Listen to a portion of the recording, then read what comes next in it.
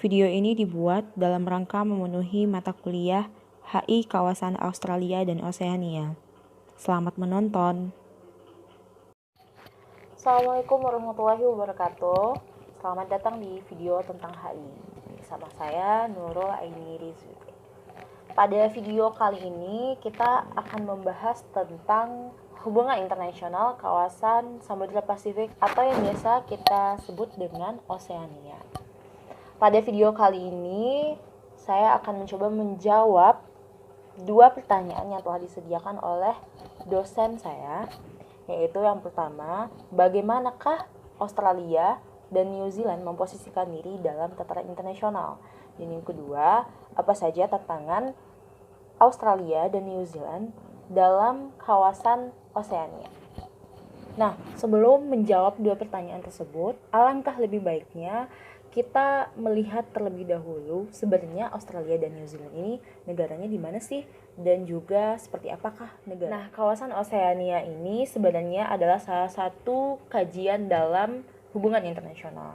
Tapi sayangnya menurut beberapa pengamat nih, ternyata kawasan Oseania ini tidak terlalu begitu menarik di dalam kajian maupun literatur HI. Nah, sebelum kita membahas lebih lanjut, mungkin alangkah lebih baik kalau kita sedikit mengulas profil kedua negara tersebut. Jadi, Australia dan New Zealand ini adalah dua negara besar yang secara geografis terletak di kawasan Samudra Pasifik atau kawasan yang biasa kita kenal dengan kawasan Oseania. Pada dasarnya, Australia dan New Zealand adalah dua negara yang terkonstruksi secara Eurocentrik karena keduanya pernah dijajah oleh Inggris pada abad ke-18 Masehi.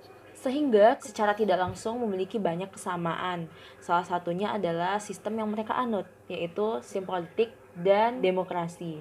Sehingga banyak orang yang menyangka bahwasanya New Zealand adalah bagian dari Australia. Padahal keduanya adalah negara yang berbeda. Australia dan New Zealand atau secara umumnya kawasan Oseania mulai eksis diperbincangkan oleh para ahli dalam hubungan internasional itu pada awal 90-an, yaitu ketika Perang Dingin sudah mulai runtuh.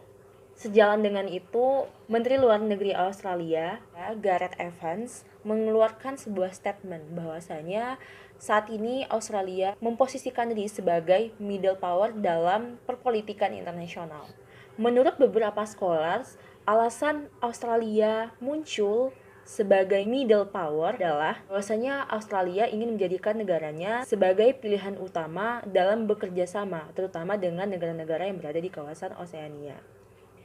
Definisi middle power merujuk pada buku Karl Langer, dapat diartikan sebagai negara yang memiliki kekuatan ataupun kemampuan ekonomi, militer, dan juga diplomasi di tengah-tengah, dan aktif dalam pursuing to international affairs.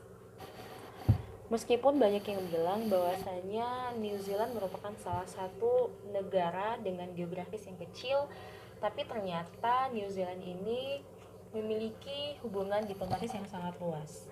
New Zealand aktif dalam forum-forum internasional serta lebih menggunakan cara-cara soft power dan juga menempuh jalan diplomatis dalam dunia internasional. Nah, selanjutnya apa saja sih tantangan yang dihadapi oleh Australia dan New Zealand di kawasan Oseania? Secara singkat, ada 4 tantangan yang dihadapi oleh Australia dan New Zealand di kawasan Oseania. Yang pertama adalah tantangan imigran.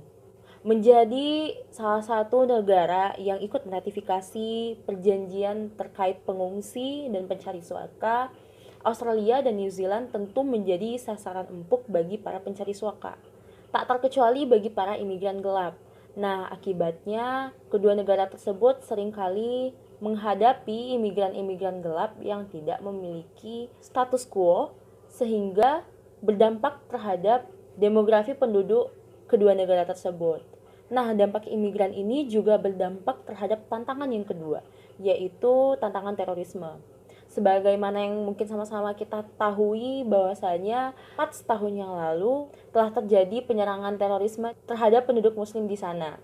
Yang ketiga, tantangan itu muncul dari negara-negara yang berada di sekitar Australia dan New Zealand, yaitu negara-negara kecil yang menurut beberapa ahli, negara tersebut tergolong ke dalam fragile state, bahkan cenderung menjadi violent state.